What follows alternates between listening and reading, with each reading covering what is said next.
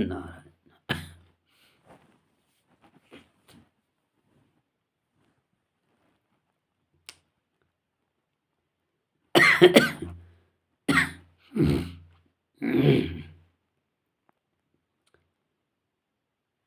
अतुलित बलधामं हेम शैलाभदेहं धनुजवन कृशानुं ज्ञानिनामाग्रगण्यं सकलगुणनिधानं वानराणामधीशम्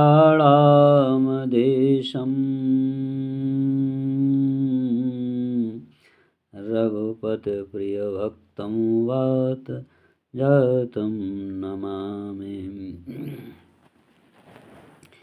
हमें गुरु ज्ञान में समझाया गया है कि सभी जीवों का लक्ष्य है पराधीनता से मुक्ति, दोषों से निवृत्ति। तो पराधीनता का अर्थ क्या है? गूढ़ार्थ। पर माने पर उपसर्ग है, 22 उपसर्गों में पर भी एक उपसर्ग। पर अधीन माने पर कौन है? अन्य, जो अपने से भिन्न है। मन अहंकार, इनमें रहने वाला ज्ञान ही पराधीन है, क्योंकि मन के संग से संसार की रचना होती है। उसके बंधन में जीव बन जाता है या हम बन जाते हैं, और अहंकार के संग से दोषों की रचना होती है, रोगों की रचना होती है। तो रोग से हमारा ज्ञान ग्रसित हो जाता है। तो सभी जीवों का लक्ष्य है पराधीनता से अलग होना, अपने से भिन्न मन अहंकारों से अलग होना, और मन अहंकार के संग से संसार के बंधन से निवृत्ति, अहंकार के द्वारा रचे हुए दोष या रोगों से निवृत्ति, सभी जीवों का यह लक्ष्य है। तो आरंभ में मन अहंकार के संग से ही बंधन है। असत आकार जो रचे गए उनमें ज्ञान बन जाता है, बंधन है। और अहंकार के संग से दोषों से वो ग्रसित हो जाता है, रोग से। तो दोनों का जो कारण है, बंधन और रोग का कारण है मन अहंकार का संग। मन अहंकार से असंगता कैसे होती है? क्योंकि मन अहंकार के संग से ही हम दोषों से और बंधन से बन जाते हैं।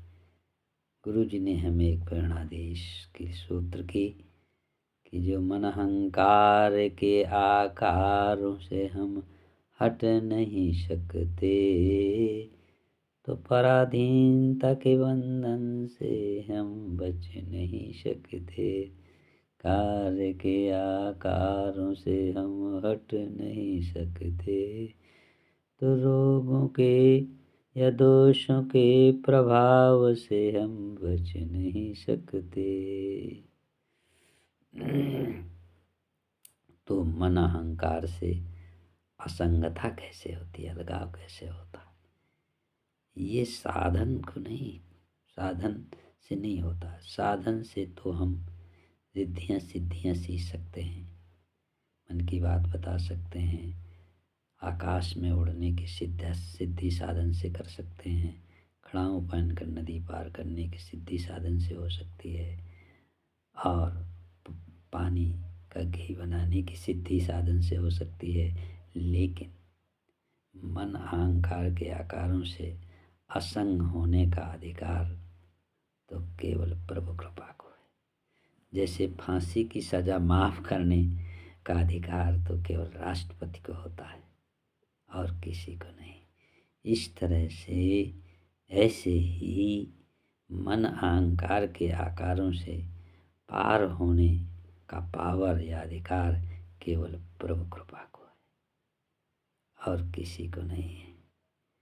गुरु जी ने स्वयं लिखा है, जब त्याग और तपस्या के साधन से उनका ज्ञान असत आकारों से मुक्त नहीं हो पाया, भूत भविष्य के मन चिंतन से नहीं बच पाया, मन अहंकार के आकारों को नहीं पार कर पाया, तो भगवान से क्या कहते हैं, कृपा ऐसी हो अहंकार भूल जाए हम। जब भगवान ने कृपा कर दी तो दूसरा गीत क्या लिखते हैं, कृपा प्रभु की है अहंकार देख लेते हम। जब अहंकार मन के दर्शन से ज्ञान पार हो गया तो फिर क्या लिखते हैं महाराज जी, ये लिखते हैं, जो अहंकार के पार पथिक सो प्रभु में पाए जाते हैं। दूसरा लिखा मन के लिए, परम प्रीतम को मन के पार देख लेते हम। कृपा प्रभु की है मन अहंकार देख लेते हम। गोस्वामी जी ने भी लिखा, किया गुण साधन से नहीं होई, तो मेरी कृपा पाव कोई कोई। कौन सा गुण, इसको छिपा दिया महाराज जी ने, प्रकट कर दिया गूढ़ार्थ इसका। मन अहंकार के आकारों के पार करने का गुण गोस्वामी जी कहते हैं साधन से नहीं होता है, कृपा से कोई कोई ही प्राप्त कर पाता है। कोई विश्व में सभी साधकों में कोई एक ही इसका पात्र होता है कृपा का। और कृपा कैसे होती है, तो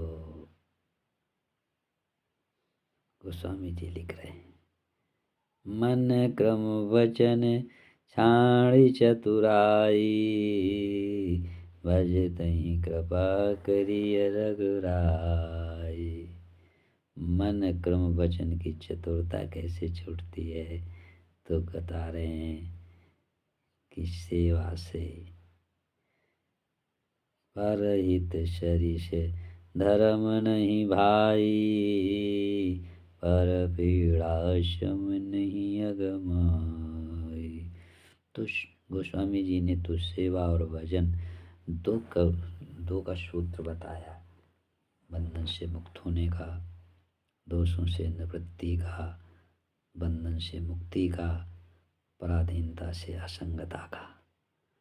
लेकिन 4 वेद 618 पुराणों में केवल सेवा ही बताई गई। सेवा से वो तो भजन में अपने आप पहुंच जाएगा ज्ञान। क्या 18 पुराणों में वेद व्यास जी ने क्या लिखा, अष्टादश पुराणेषु व्यासस्य वचनं द्वयम्, परोपकाराय पुण्डाय पापाय परपीडनम। परोपकार या निस्वार्थ सेवा। अब आइए 4 वेद 6 शास्त्र की बात। 4 वेद 6 शास्त्र में बात मिली है दो, सुख दीने सुख होते, दुख दीने दुख। सुख देने का मतलब निस्वार्थ सेवा। तो गुरु जी ने भी गोस्वामी जी की तरह एक सूत्र बना दिया सेवा भजन का, जो कि जीव का लक्ष्य है पराकारों से असंग होना, मन अहंकार पराकार इनसे असंग होना, इनसे असंग होने से असत आकारों से मुक्ति, क्योंकि असत आकारों के पकड़ने का कारण मन अहंकार ही है। और बंधन से जो मुक्ति है वो मन अहंकार की असंगता से ही होती है, पराधीनता की छुटकारा से ही होती है।